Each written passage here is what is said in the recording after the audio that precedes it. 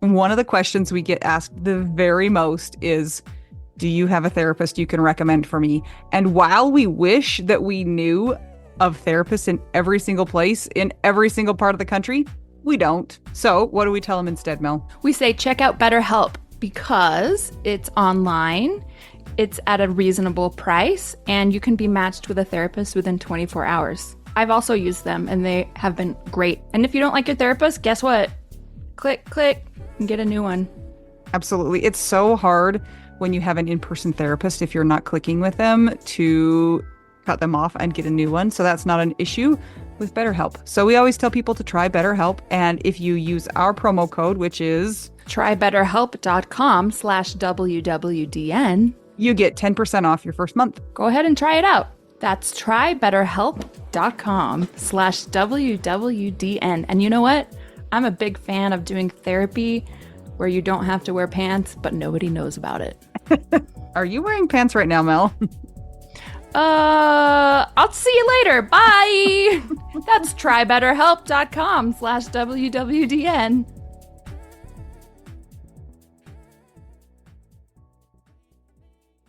Welcome to the podcast. This is the podcast. This is Widow We Do Now. I'm Mel. No, you're not. Not. Oh boy. I'm Anita. Okay, I'm Sarah. Welcome to the podcast. Today, our special guest is Sara. Is it Gregerman? Oh, that was beautiful. Sure. No, it's Sara Gregerman. But Gregerman is way cooler and kind of similar to how the Swedes try to pronounce it. Okay, that's cool. Sara, are you a Swede? Yes, I am a Swedish citizen, actually. Are you really? Because your mom's Swedish. I am, yeah. So I am deeply, deeply blessed to be a Swede.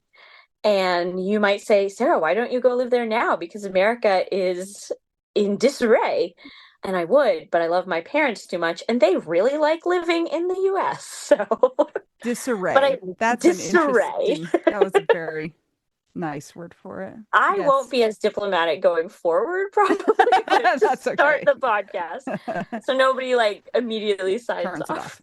Sara, where do you live? I live just outside Washington, D.C. in Silver Spring, Maryland. Have you always lived there? I have always lived here except for 2 years when I got my master's in Sweden. Do you speak Swedish? I do speak Swedish. Do you have a poster of Anne Margaret on your wall? I do not. Do you? No. But we're going to get one. What is with the Swedish candy craze right now? Why is Swedish candy like the thing? Because it's really freaking delicious. Anita, you should know this. We went there and you got Swedish candy.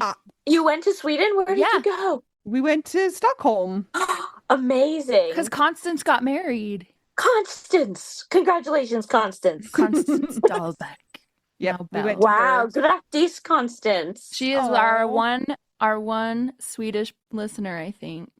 Oh my gosh. Well, Constance, be my friend. So I got my master's in Gothenburg, in Göteborg, and my mom grew up near there in a suburb of Gothenburg, and it's really beautiful and fabulous. It's a very lovely little city, and the Swedish candy is amazing. So apparently, and Constance, please call in and correct me if I'm wrong, but apparently the dentists of Sweden many, many, many years ago got together and said, Swedish candy eating is out of control. What we need to do for the health and safety of our people is to have only one day a week that we eat candy. No, I will never. No, I refuse. So maybe Constance will correct me, but so they created lördagsgodis, which means Saturday candy. And so every Saturday you go to the grocery store and they have, I kid you not, walls of bins of loose candy, and you fill a bag of candy, and then you go home and you eat your Saturday candy. And it's really cozy and it's really delicious, and they've got 1,000 types of candy. And so the craze has taken over because people realize, wait, this is way more delicious and way more fun than like the candy stuff we do here. So it's pretty great. There's a Swedish candy shop that just opened up. It's in Mm. Kaysville now, and we went there, and I got this like little tiny bag of candy, and then they weighed it, and it was like $27, and I was like, Oh my God. oh my gosh, Oh I God. shan't Okay. be Next time I go, returning. I'll bring you some. Okay. Oh, thank you. Because it is bonkers expensive here. But like I Yeah. got my sister like a big bag that, oh my God, it was probably like, I don't know, 0.5 kilograms. I don't know what that is in pounds because I don't actually understand metric or imperial. But that was probably like $5. And that was Okay. like pretty hefty because I was And bringing it's it not back to Swedish her. fish either, guys. No, like It's like Swedish fish is one of the gummy $500. bananas. Those are my favorite. Yeah. Oh my Yeah. gosh. I honestly I could get a bag and go through it, but it's like really sour things, Hmm. marshmallowy things, like super Hmm. sweet jelly things. Like it's very tasty, unfortunately. Yes. Yeah. And the kids expect it. Like I was in Sweden just last week and I was over at a Oh, friend's house. I know. Oh, just last She week. didn't bring me any candy though. She didn't know it's yet. our fault because this is like the 67th time we've rescheduled this. It's true. You did cancel on me so many times. I would have easily been able to bring you candy if that hadn't happened. You have the record. Was the last one because I lost my voice because I was so sick. No, you went to the You were so emergency sick. room. You had to go to the ER. I couldn't breathe. Are you? Yeah, I had to go to breathe, and then now I have a nebulizer. Oh my God, girl. Yeah, it was. I've never been that sick. Anyway, continue. Yikes alive. Well, maybe candy would have helped, but we didn't know. We didn't know. We Our didn't know. Yeah. my bad. Okay, But Sarah. yeah. Anyway, well, I guess we should talk about why I I'm here. know this. We've already established that we cannot focus. We've been doing this for a long time. Okay, you grew up outside of Washington, D.C. You went to Yes. Sweden for your master's degree, which was obviously Yes. not in math or engineering, as we cannot use imperial and or metric. Yeah, what was your program in? My master's is in psychology. That Yeah. makes sense. Yes, You thank were you. your major was looped in with my major when we'd have to take Yeah. math classes, 'cause music and psychology. It was like math for quote dumb majors. Yes. I loved Yes. it.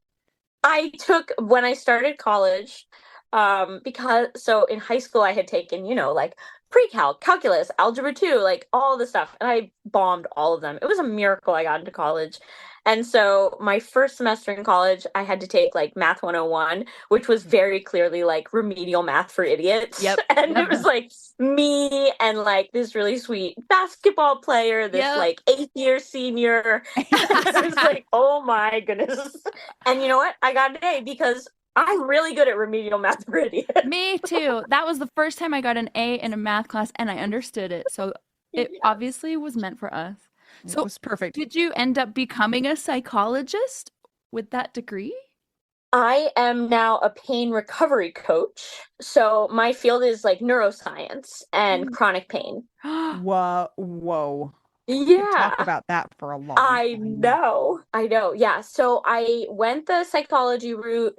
I wasn't sure if I would do like industrial organizational psychology because I had worked like corporate prior to Yeah, my those are master's. just words. But keep Those are going. just okay. Yeah. That's like business psych. And I was like, you know what? I like people, but maybe not in that way. Like the way I want is to sit one-on-one with people and like really try to, I mean, help them and change their lives if I can. And so I discovered like I had my own chronic pain experience from like 18 to my late 20s. And through that, eventually I discovered that pain management coaching was a thing. And I was like, oh my God, I'm going to certify in this and I'm just going to go full force into this because it felt like this is what I meant to be. And the person I'm here to talk about today, Joanna, my partner, I like came home after discovering that this was a career. And I was kind of nervous because I knew at first it was not going to make me a lot of money because I needed to do more studying to do it. And Joanna was just like, you know what? Like, this sounds incredible. You have to do this. Like, you need to go to school for this. And she was so supportive. And so that's what I do now. And I help people get out of chronic pain. And you would think that it would not be possible. And it is. It's amazing. So it's like non-pharmacological intervention, Yeah. I'm guessing. Exactly. There's no drugs. There's no physical manipulation on my part. It's all talking. It's learning about the neuroscience of pain. So how does pain work in our body? All pain, whether you break your leg or you have chronic back pain, comes from your brain, right? Your nervous system. It's the same way how breathing comes from our brain. And so we learn that, and then we figure out, when did this pain start? Oftentimes people will have, maybe an inciting injury or just like a headache one day. And that coupled with anything that makes your brain nervous can just make that pain stuck. And so we work on that. Like once people understand, like, oh, like I think my brain got stuck and learned this pain. Like once they understand just how we learn math, or we don't learn math, our brains can learn pain. Like they realize, oh my God, I could unlearn this, or AKA learn a different pathway, which is not pain. So it's all like neuroplasticity, which is really amazing. And I think every day when I talk to people, I don't expect it to work. Like I don't expect their pain to go Being away. surprised that it works. Hey, I literally keep being surprised that it works, which is a that's, fun way to work. That's awesome. I'm Yeah, super it's really fascinated cool. by this. Me too. It's really cool. You can look up, so like the main book right now is called The Way Out, and it's by a psychologist or a therapist named Alan Gordon, or there are a bunch of medical doctors who work on this, or there's a great website just called like symptomatic.me, and it talks about like neuroplastic pain disorders, which most chronic pain is, and like how you can heal yourself. So you don't even have to pay someone like me to work with you on it. Like Is it's pretty cool. Anyway. is this because when you sometimes when people have the word coaching in their title, then I wonder if is it part of a regulated industry? Is it still like how a therapist would be, or is it more unregulated like life coach?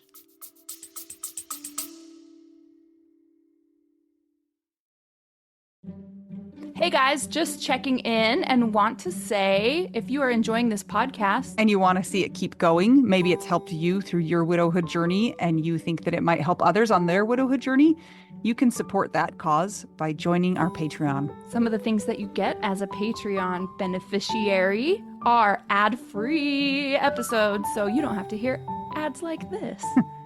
You also get exclusive content, and at a certain level, you might also get an exclusive t-shirt you can only get that place. That is true. It's pretty cool. There are 4 different tiers available, so check it out. It's patreon.com/WWDN. And as an extra bonus, very often you get your names read by one of my kids, and they will do a terrible job with the pronunciation. And that's like a bonus, I think. I think it's kind of the best. I would much rather hear somebody butcher my name than say it correctly. A child butcher it than an adult do it correctly. Yep. So go to patreon.com/WWDN to keep our podcast going and support the widowed cause. Yes! Thanks, guys! Back to our regularly scheduled program.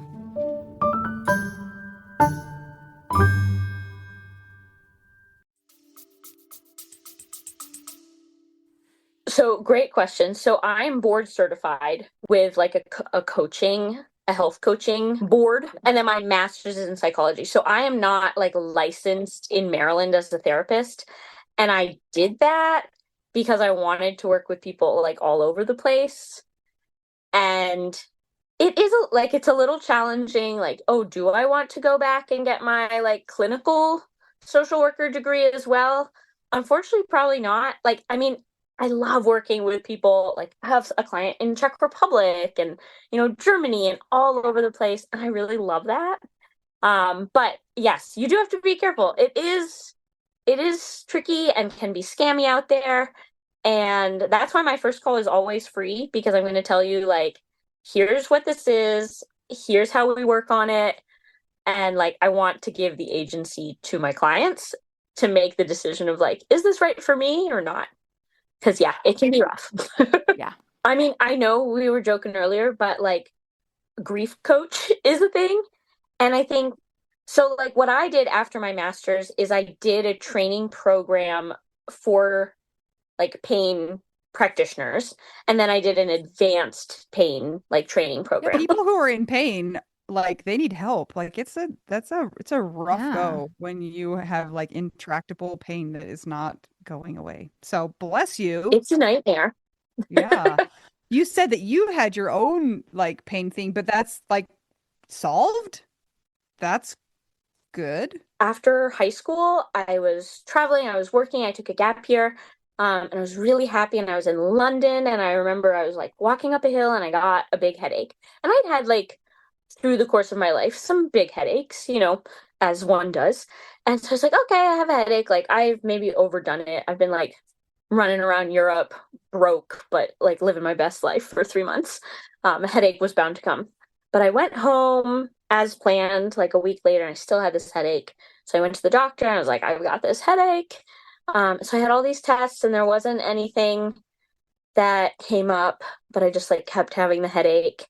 Um, and then it weirdly, like, and turns out coincidentally started coinciding with like some other problems, like some spinal cord stuff that exactly, it was very weird.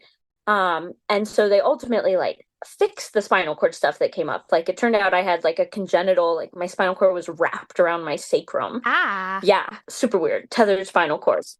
I know, very strange. And so I had all these other things. And so then I was diagnosed with like hypermobility, so like Ehlers-Danlos syndrome and all this stuff. But I just kept having this headache. Like the headache was the For like problem. 10 I was like, years. I don't really care about this other stuff.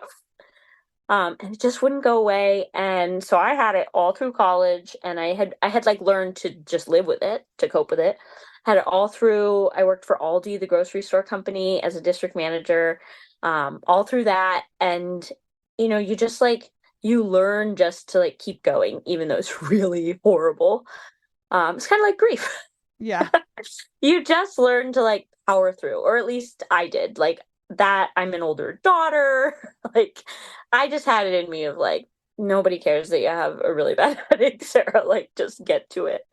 Um, and eventually I started to learn like, okay, when I wasn't super stressed or when I was able to rest and get all the sleep I needed, like that I actually did notice that it like changed. Because before I would just tell you like I have a nightmare headache all day long. Like it is one headache and it has been that way for 8 years. But I started like to wonder, okay, maybe it does go away sometimes. Like, and you get kind of addicted to your pain too, right? Like it becomes part of who you are. So I was like, I have a headache. I'm not gonna let myself notice if it changes. But I started to let myself notice and it was changing. And so through that, and that's like, it turns out the basis of the pain work that I do now, but I didn't know about that back then. That like noticing that it does change and like having evidence that sometimes it is better was like really crucial to my brain realizing like, oh, I don't actually need to do this all the time. Like It there's could be nothing better. Yeah. wrong. It could, right, Yeah. exactly.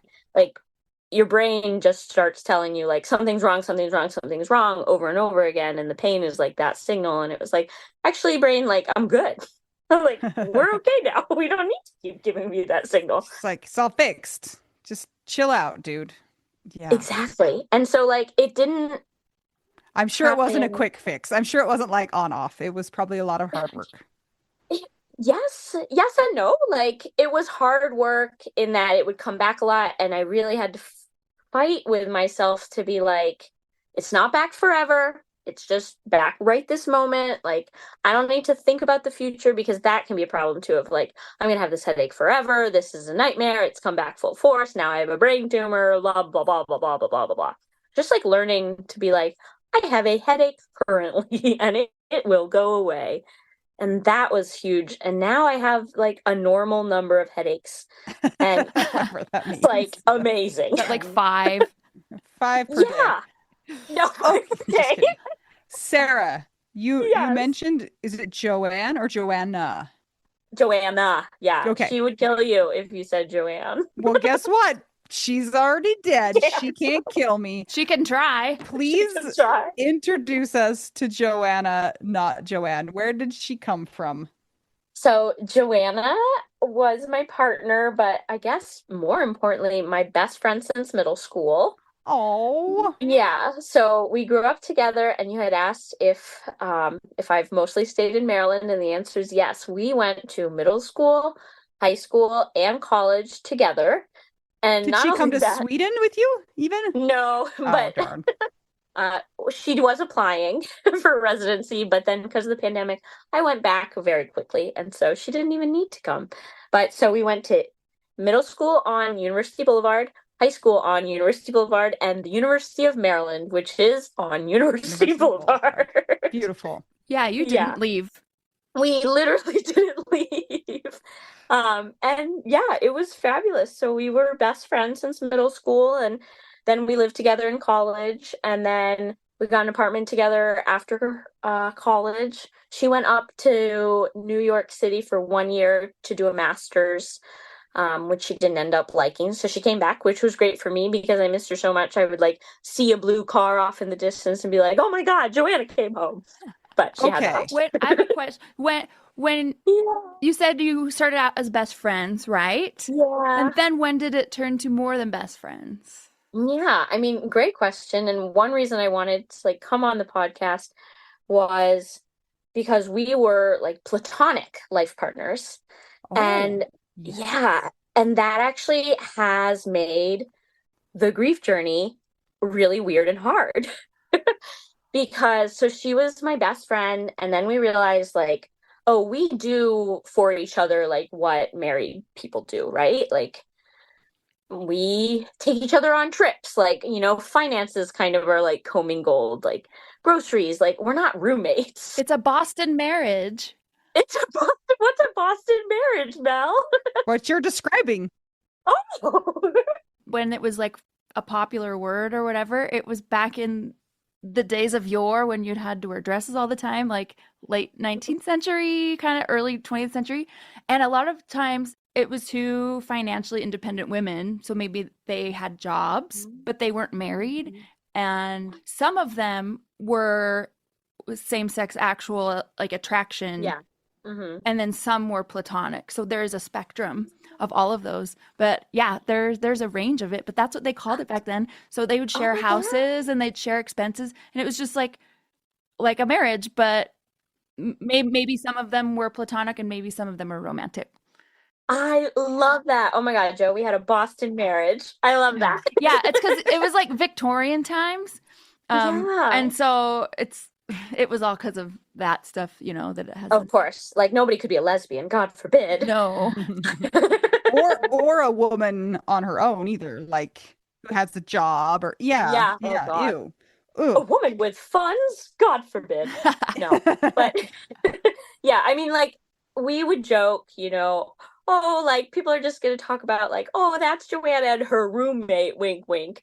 But, like, we didn't have sex, mostly because, like, I don't care about having sex. And she was, like, kind of, she didn't really care that much either. Sometimes she would go have sex with some lovely woman, with my blessing. But, like, it was, like, very just, like, love and friendship based in, like, the most wonderful way. Like we would cook dinner for each other and just like everything you do for your person, like.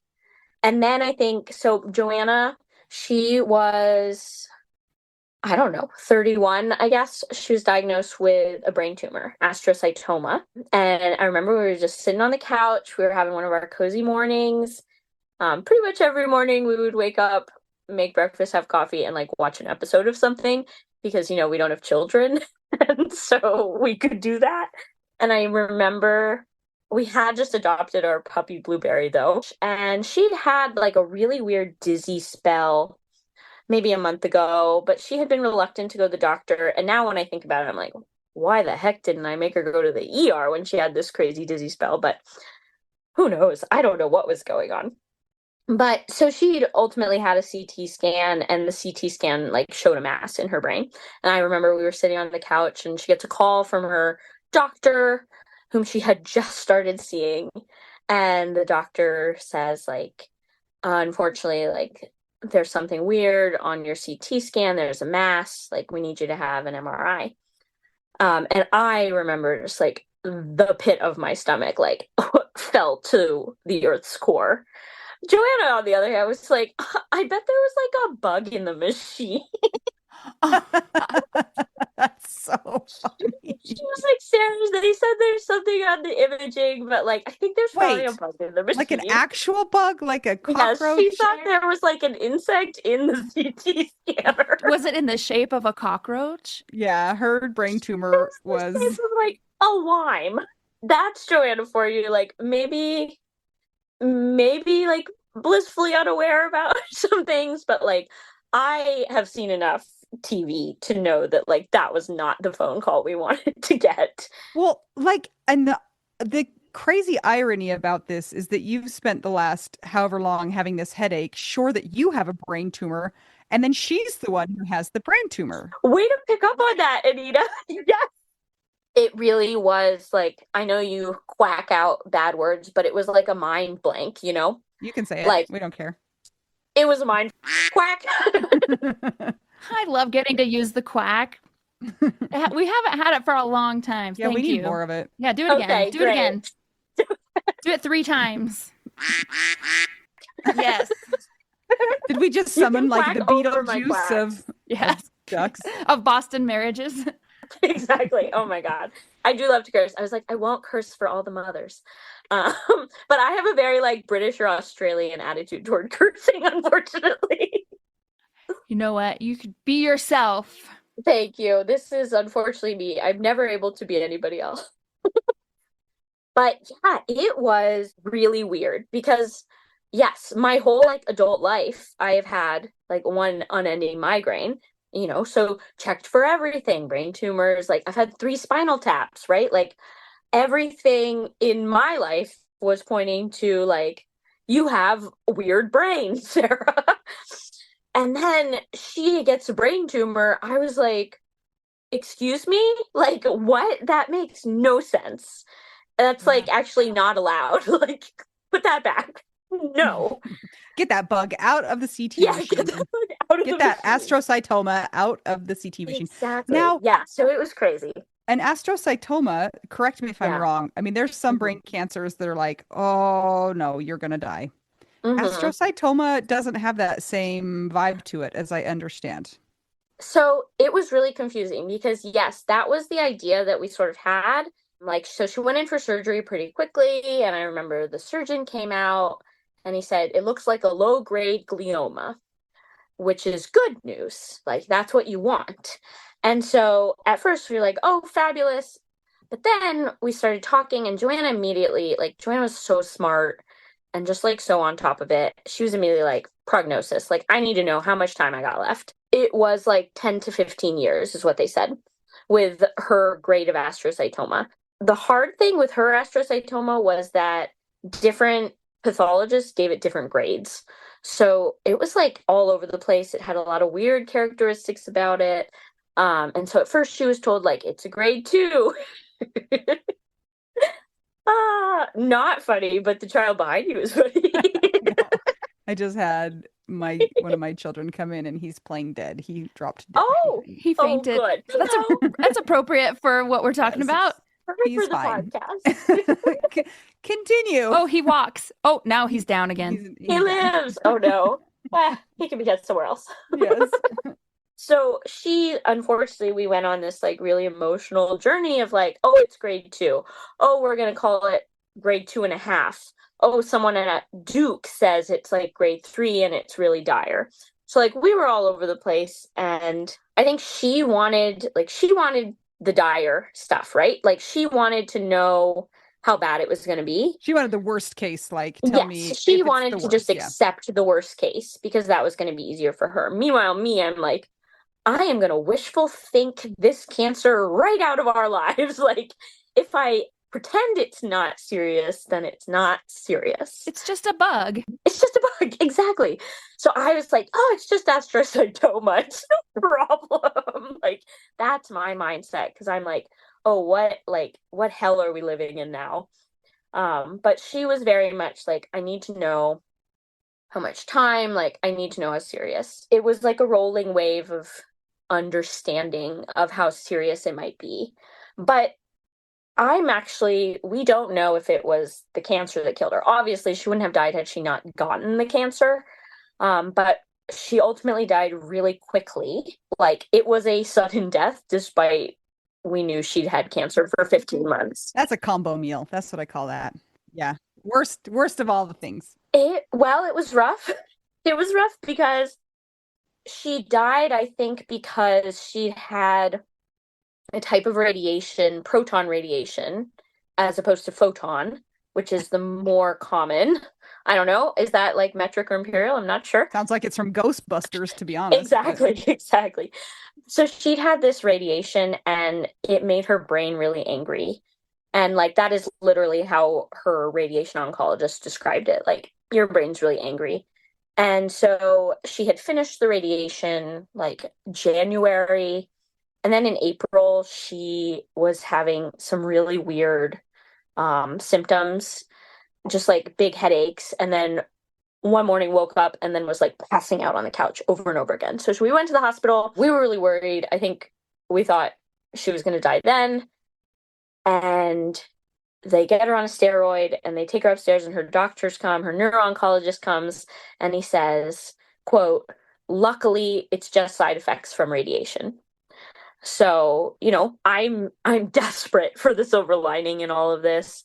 And I was like, oh my God, luckily it's just side effects of the radiation. This is amazing. Like, you're fine.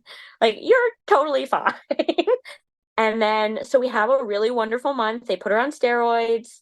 We go to New York. We were supposed to do a big Europe trip, but we go to New York instead because it's, in America where we could have the care she needs if she needs it.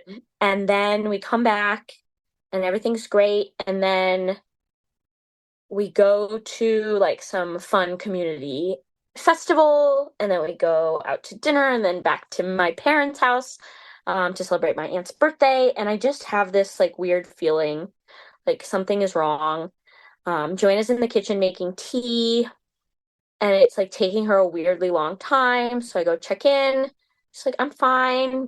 I'm counting the appropriate number of minutes for it to steep. I was like, okay, yeah, that is like weird shit that you do. So, like, I'm gonna let you keep doing that. Um, you are such a goober about your tea. But like, I remember going to bed that night. We went home, everything was fine. I remember thinking like you are doing your best, Sarah. Like, this is what's gonna come is gonna be hard. Like, I just remember thinking that. And I think I was thinking like she's gonna progress or she's gonna like go downhill. I was not thinking that she was gonna die. But the next day she wakes up, I'm making her like scrambled eggs or pancakes or something, and she's like, I don't feel good. Like, I have a big bad headache. Okay, I call the doctor, her neuro-oncologist. He says, okay, like, give her an additional steroid pill and just hydrate her and have her get some rest. So I put her to bed, and when she wakes up, she like can't move, I think, her left side. I called 911. I called my parents to come and get our dog Blueberry. So I ride in the ambulance and I call the doctor again. I'm like, what's going on? Doesn't know. But make sure she goes to a Hopkins hospital. So we drive past the hospital that's closest, and I'm like talking back, like, hey, is it okay? Is she okay? Can we drive past this hospital to go to the Hopkins hospital? They're like, yeah, her vitals are okay. So she's like in and out of consciousness now. And we get there to the hospital, and I say, like, you're doing great. And they like start pumping her full of stuff. I take her earrings out of her ears. She does seem to start improving. Like, two doctors say like, oh, she's looking much better than she did when we came in. So I'm like, oh, once again, like, everything's gonna be fine. The main doctor comes in to say like, okay, we're not gonna put her in the ICU. We're gonna put her in like the step down unit, maybe critical care. And it, literally, as he is telling me this, she starts to do this weird big snore. And he's looking at me like, does she usually do this? I'm like, no, I'm the one who snores. Like, she's weird about tea, but doesn't make yeah, that noise. exactly. She sets a timer for her tea, but the snoring is different. And so we sort of watch this for a minute, and then we start to see that her vitals are changing, and she just does one last massive snore and then sort of stops breathing. And so they call code, and they're like, do you want to leave? I'm like, no, I want to be here. So they intubate her. I think that was the last time she was like brain alive. What's it called when you're not brain dead? Alive. Brain alive. Yeah. Brain Brain alive, alive. yeah. Even if it's not, it is now. Her body was there 2 more days. It was just so weird and so fast. And I think, unluckily, it was the radiation.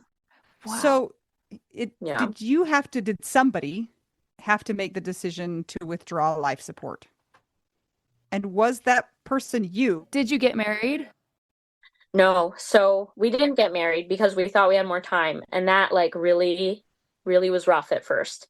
So, like, we remember we had been to the doctor that Wednesday. So she went brain dead on Sunday. So we'd been to the doctor on Wednesday. And we were driving home. She was like, I think we should get our matching tattoos and get married. And I was like, yeah, I think we should too. Like, let's figure it out. And I think, like, it's not a lot of regrets, but a big a big thing that comes up over and over again is like, why didn't I just drive us then, like right then? Like I think I thought like, oh, we need to sort out like paperwork, we need to sort out insurance. Of course. Yeah. You were being practical. Right. So, It's trying to be practical. well, and like, how would you Uh, know at the end of her life right then? of course not. The doctor had literally like so her parents, because of that appointment, that it had gone well enough, her parents drove to Florida the next day.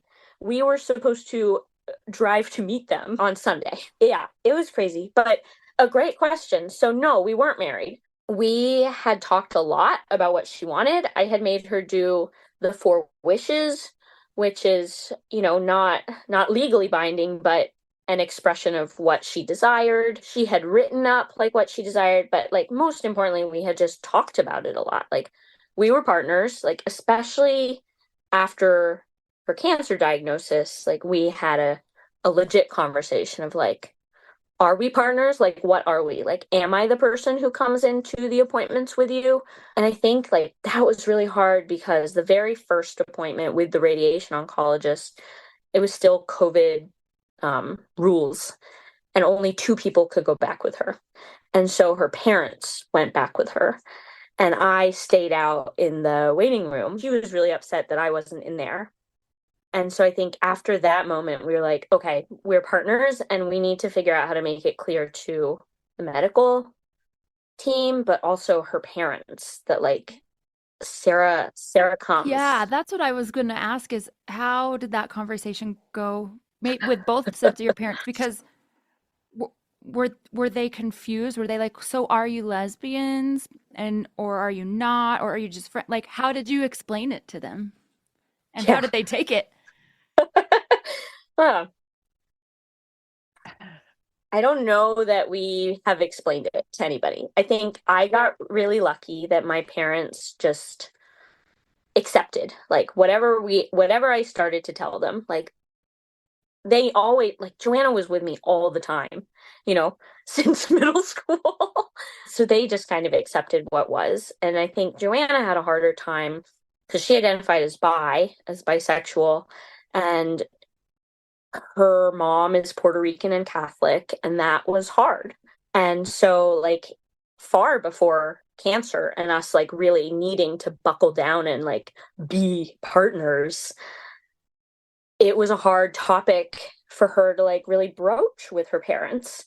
And so the fact that the cancer, like, really accelerated You're like, we're in a everything. terrible situation. Let's talk about a hard thing. Yeah. Exactly. Literally, like, Yeah. let's talk about human sexuality and the Yeah. sexuality of your daughter and the woman she lives with. It truly was a nightmare in that sense because me, like, I held everything of Joanna's, and then she gets sick, and we're playing this game of like, gotta share things, but not really sure how to share things. And Joanna is like very open with me, obviously, like that's my role. And she's trying to be more open with her parents, but that's taking time. And then like time really was like time was this nebulous thing that we thought we had a lot more of, even though like 10 to 15 years, that's an amount of time that we were like, we can get our shit together. Like we got this. Tattoos Um, in 1 month from today. exactly. Like Remind me how long it was from her diagnosis. a little over a year. So like Okay.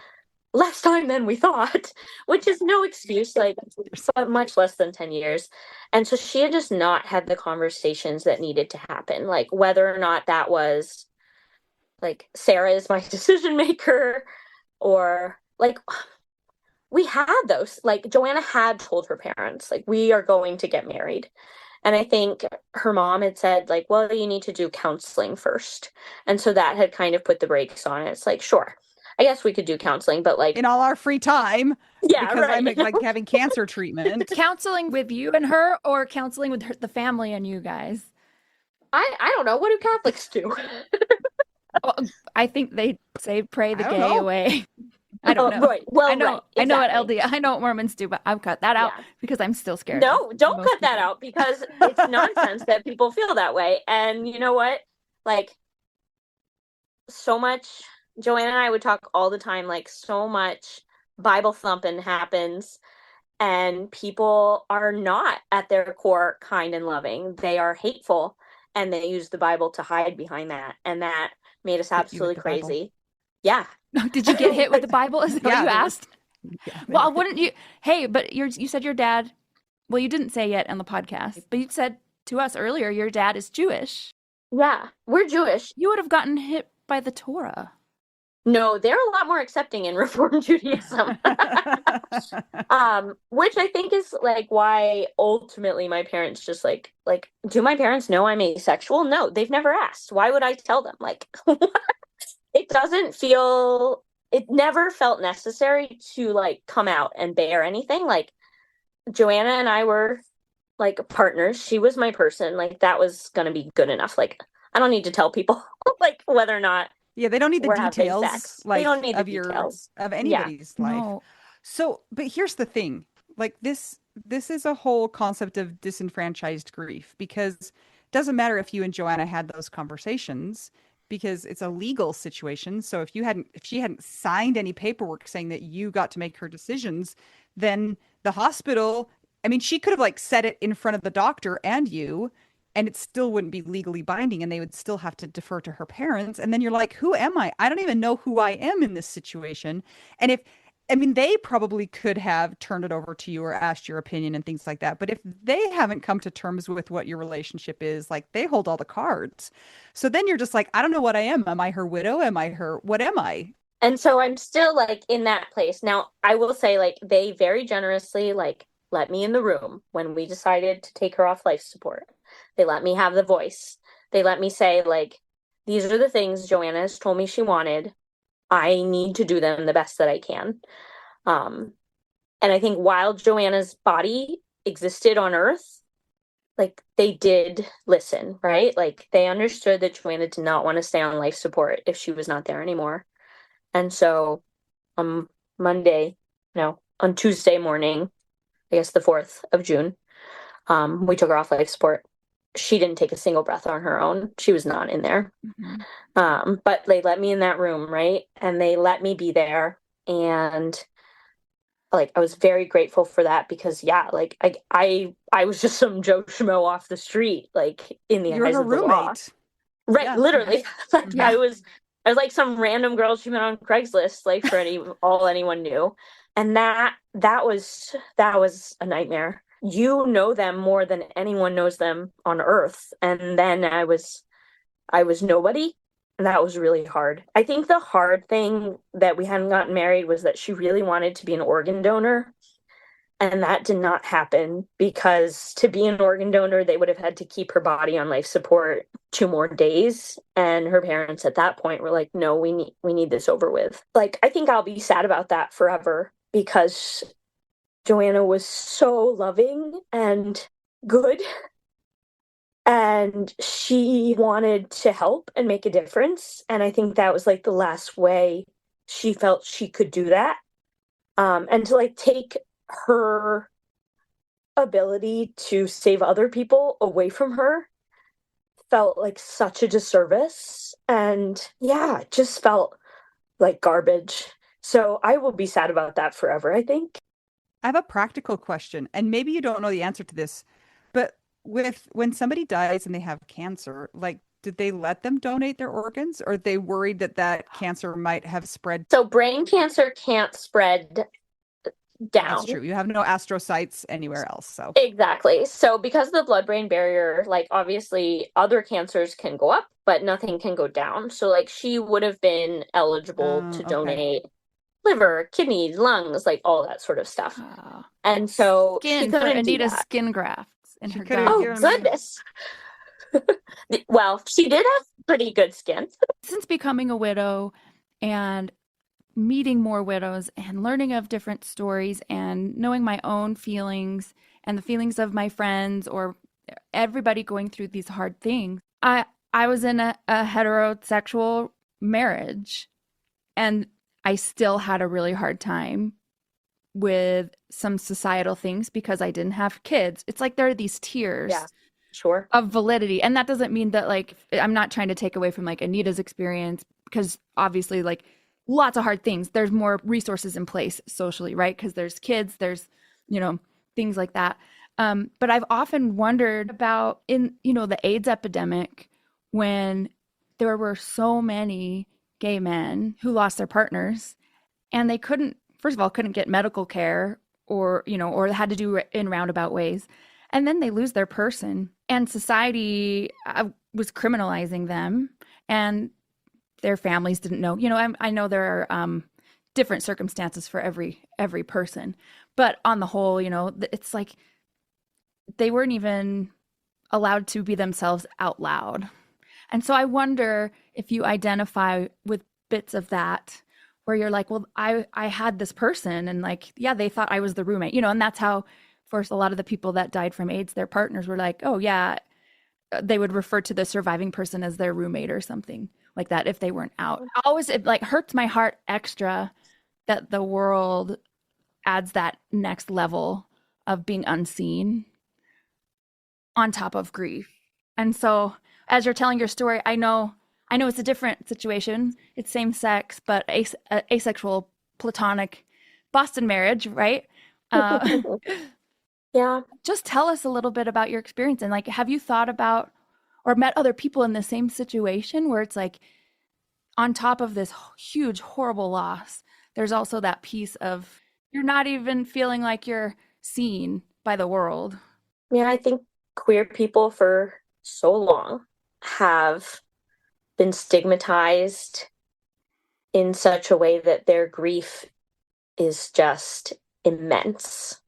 Because exactly what you're saying, like the secondary griefs of loving someone of the same sex or losing whatever queer partnership you have, you don't feel like people understand in the same way that people understand heterosexual relationships. I mean, like the AIDS epidemic is its truly own horrific thing of like not getting the care they needed, being stigmatized, like having no support, like truly a nightmare. Like we were very lucky we had support, and even though it felt like maybe we had to explain it a lot more than if I had been a guy or Joanna had been a guy, I still ultimately felt, I think, supported. And like the really beautiful thing is that like we have a really wonderful friend group.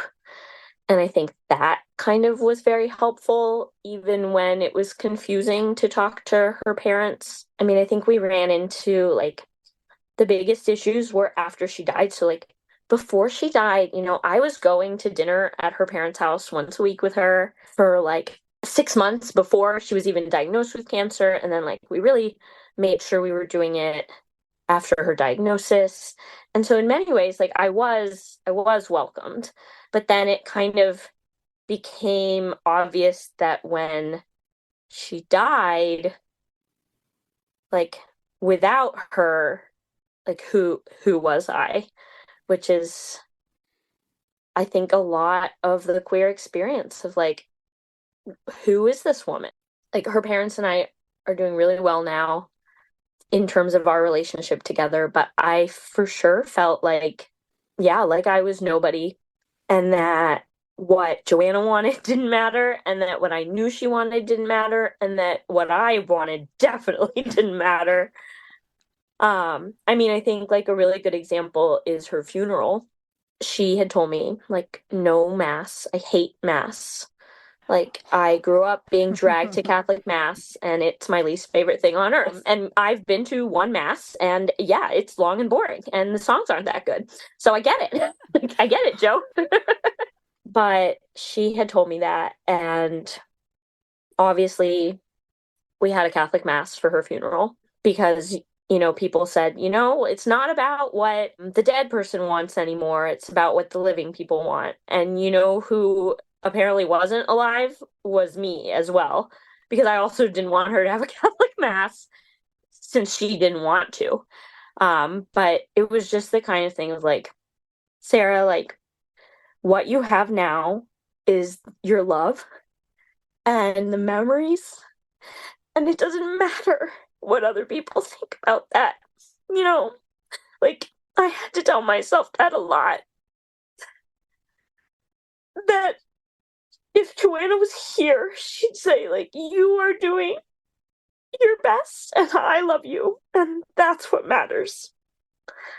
And I think that's probably the experience for a lot of queer people who get sort of pushed to the back, don't get to say how their person wants it, and has to tell themselves, it will get better. And it did get better. And people did take their time. I mean, I think because I wasn't a man and because we weren't married, I was a really convenient punching bag or person to put fear and anger on. And so I had to ride that out. I was super lucky that my parents were like, you're doing your best, girl. I was really lucky to have that as we sort of navigated it. And now it is much better. Now I feel loved again. But I was really mad at Joanna for dying before she made it clear what she wanted and what she expected. Should I continue to live on? Which I did. Which I do. Which I do. Yeah. And so I think it was really hard at first. And I would just shout into the void, like, God damn it, Joanna, like, either come back or like fix this because you've left one hell of a mess. And I'm really Yeah. mad right now. I'm really mad that you were not clear with your parents about what this is. And, people will say, listeners will remember that she had told them we wanted to get married. And it's like, sure. And maybe that would have been enough for some, but obviously more conversations needed to be had. But, it's also so interesting. Like, I go over to her parents maybe once a month with our dog Blueberry, and they remember things as they remember them, right? So like they'll tell me, oh yeah, Joanna did tell us that, wherever you went, she would go. That like that was what the relationship was. And I was like, yeah, because she was my partner. What's so crazy about this too, number one, I mean, this type of conflict does happen in normal, very clear cut. Like, I'm married to this man, and the mom is Yeah. still like, we're having a Catholic mass, whether you like it or not. Like that Yeah, of happens. course. But it makes it Of course. trickier when there isn't this clear cut definition of what the relationship is. But the thing that I'm just struggling with is taking care of somebody who has cancer is not like a casual endeavor. It's not something that you do for somebody who is just on the lease with you. You know what I'm saying? Right. And so, like, Yeah. you had put in that time, and I'm sure it was not cute sometimes. I'm sure it involved things that were very personal and Mhm. gross and like not sleeping enough and missing your own things and having to keep track of medications and appointments. And it just like, I don't know, you're just like mom and dad, her mom and dad. Like, I put in this effort into this relationship. I'm not just a roommate. I don't know. It's kind of a crazy thing to think of, like being able to watch you care for her and still just think like, meh, what Yeah. are they? It's not what people Yeah. typically think of in a relationship. So you can kind of give them a little bit of credit for being like, we're not sure what this is, but like you took care of her through cancer. That's all. Rant over. I mean, so you said things are a little better now. Do you think that they view you as like a daughter-in-law type of a thing, or as Joanna's best friend? Can you tell, or does it even matter right now? Yeah, that's interesting. I think maybe we're closer to the daughter-in-law thing because of our dog Blueberry. And like that has been a real gift because so Blueberry, Is it their grand dog? their grand dog, yeah, they adore her. And so I think having this tether to Joanna, because Joanna was diagnosed with cancer when Blueberry was like 5 months. We had just brought her home at the beginning of the year. Um, she was the puppy, one of the surprise puppies of a dog my parents had just adopted. She actually turned out to be a clown car of puppies. Yes. Which was amazing. And we raised them in my parents' basement. And Joanna picked out Blueberry because Blueberry could sit for an hour at like 5 weeks old on my dad's lap and watch football. And Joanna thought that was amazing, even though Joanna did not care at That all was the about football. criteria.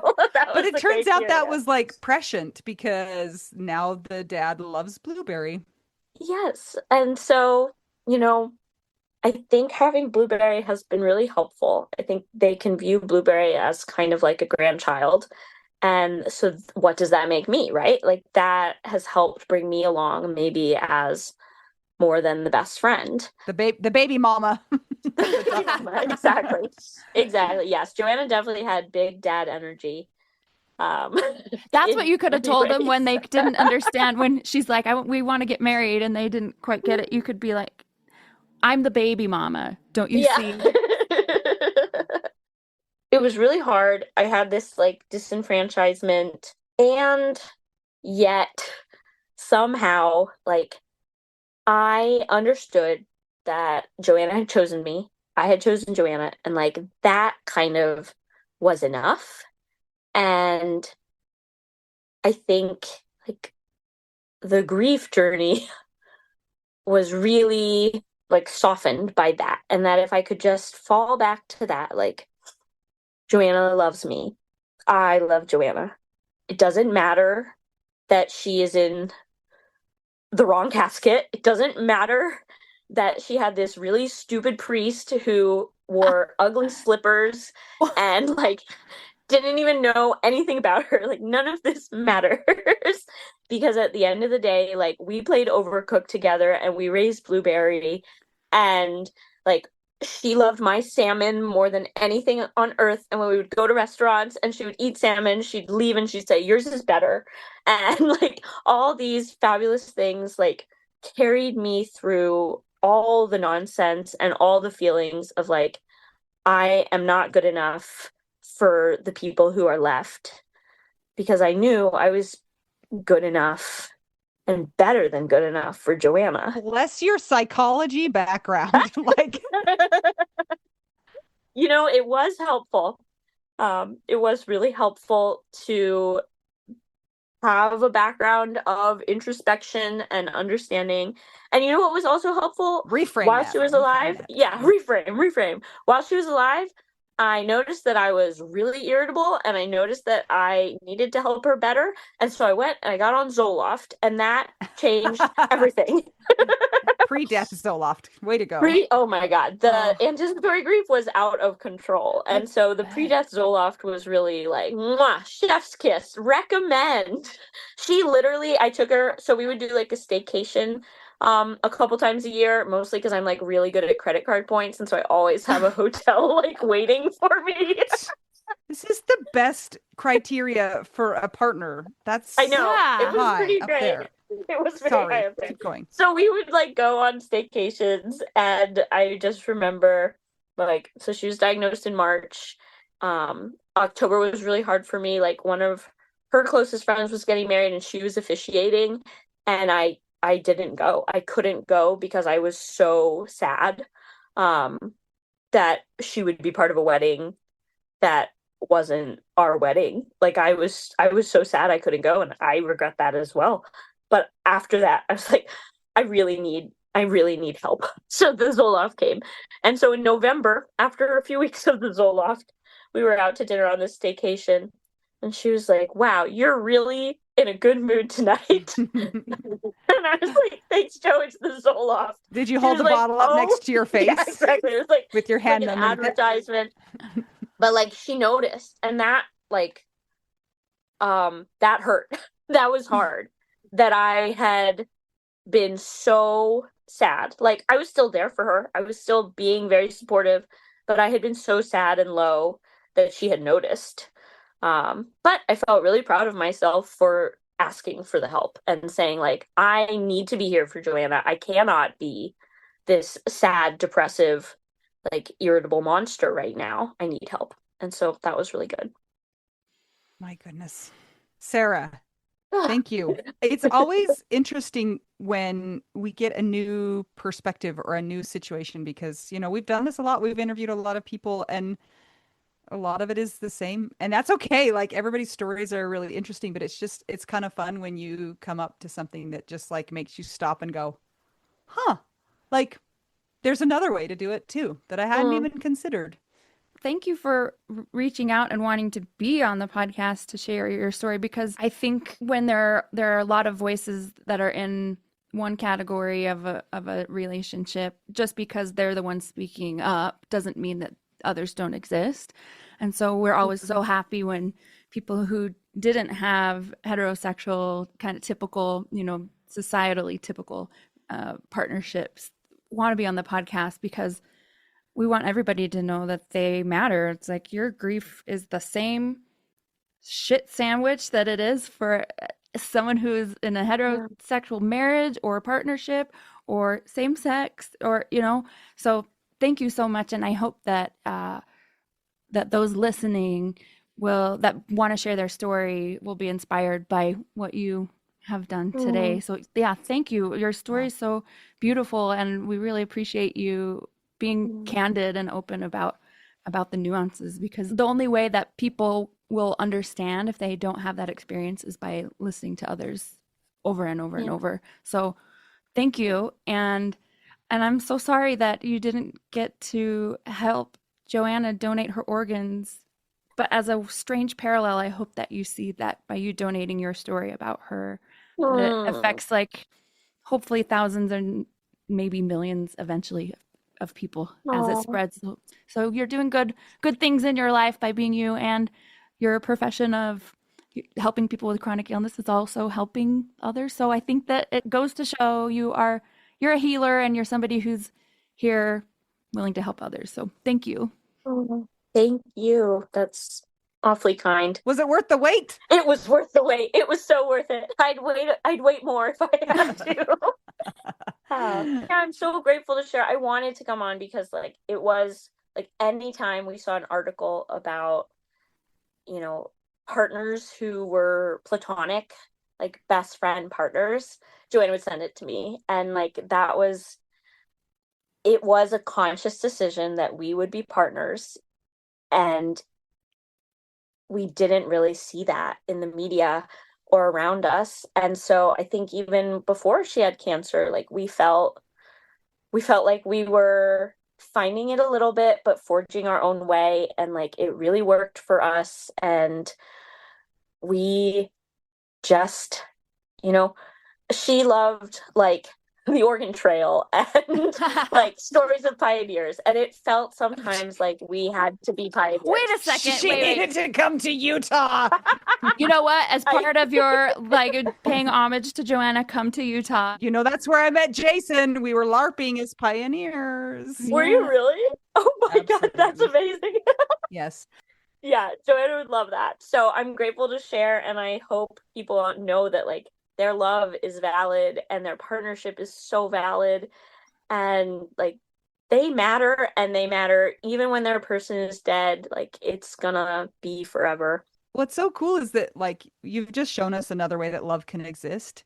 And and I just think like just Melon in our conversations, like I don't even know if I would have considered this as an option. You know what I'm saying? Like it just wouldn't even have come into my brain that this is an option. And so it's like we're learning that love can exist in these other ways. And it's not like it's not like I didn't think about it because I was like, oh, that's bad or that's wrong or that's not the right way to No. do it. It's just like, what? You can Yeah. do that? Nobody tells you. And that was a Yeah. problem for me because for a while in like our mid 20s, like we were dating other people and we were like, we have to find people Yeah. to be Because with. Yeah. that's what they told you. That's what Right. the That's what they magazine told said. Yeah. us. Exactly.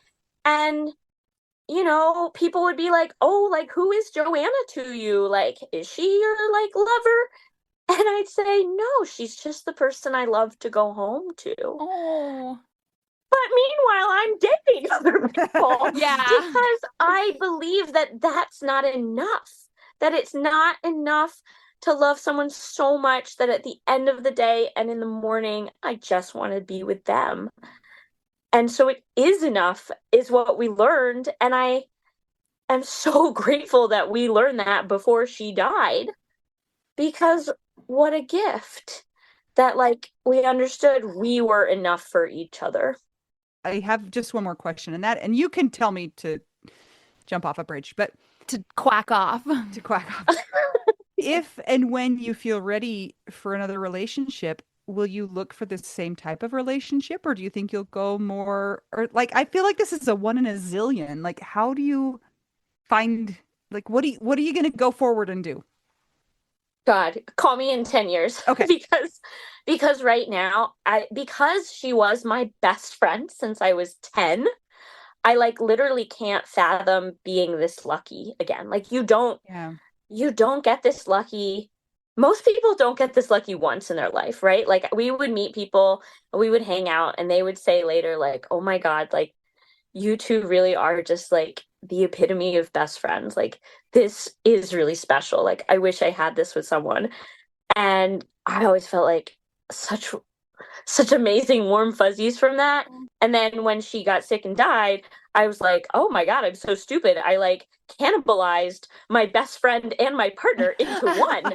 And now they're both dead. Like, oh my God. But like, I, at this point in my life, feel so lucky to have had that. I feel like at such peace in terms of that. I don't know. I mean, yes, I hope someday I'm not alone if I start to feel alone or lonely, but right now I don't feel that way. And I feel like it would be a little too damn lucky to get that a second time. But I don't know. I'm hopeful that life will be full of meaning and happiness and people. Also, what year did she die again? I know you said, but 2024. So oh my it's going to gosh. be 2 years in June. So Oh wow. It's It's still so pretty new. that's basically yesterday. Yeah. Yeah. yeah, I think, yeah, maybe like at the end of last year, I would have said like, oh, it feels like yesterday. I think I'm now starting to feel like it was maybe a few months ago Yeah. as opposed to yesterday. How old are you now? I am 33. So was she 31 when she died?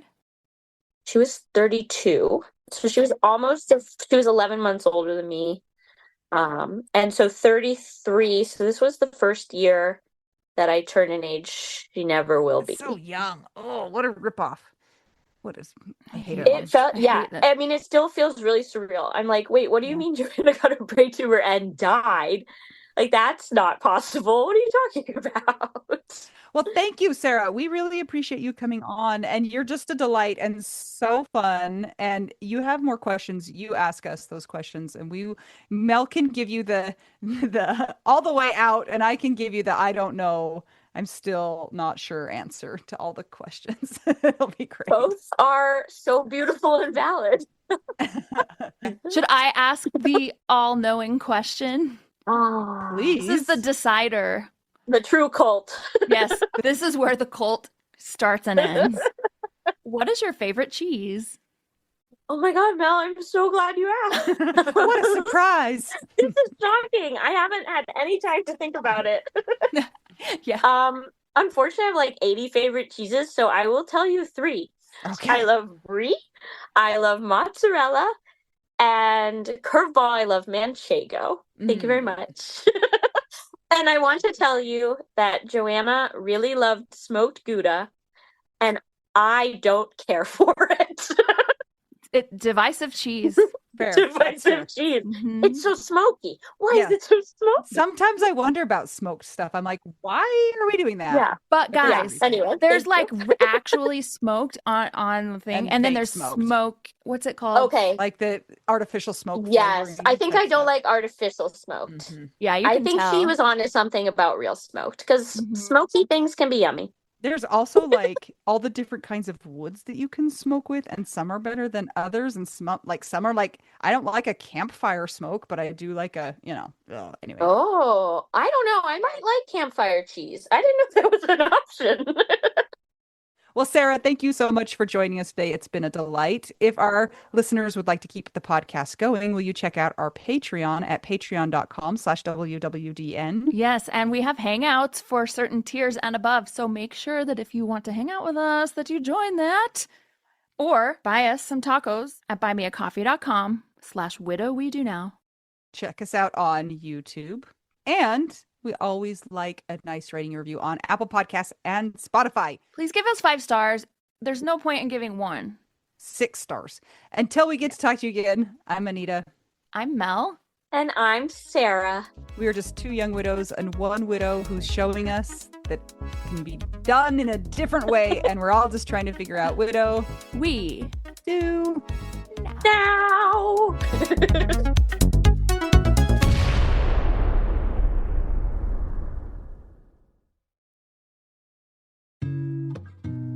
Mel, can you please tell me how you feel about therapy?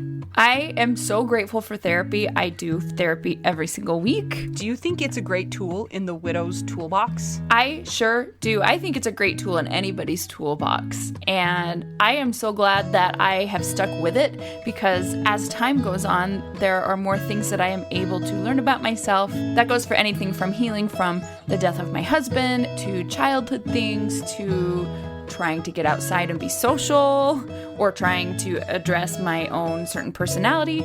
So yeah, it's really been helpful for me. We have so many people in the Widow Wives Club who have started using BetterHelp and have amazing reviews. It takes away so many of the barriers to getting great therapy. I know one of the things that's hard for people, and we get this question a lot, it's I need a therapist that does XYZ. Who is a therapist that is going to be widow friendly? And I know that is so hard to find. When I did therapy that was not on this online platform, it was hard. And it's kind of trial and error, kind of like a new medication, honestly, like a new antidepressant. And the way that BetterHelp is set up is it's easy to find somebody that has your specific needs as part of their expertise. And you know what? If you get into a couple sessions with that person and it's not a good fit, it's so easy to change. You can ask some of our friends in the Widow Wives Club.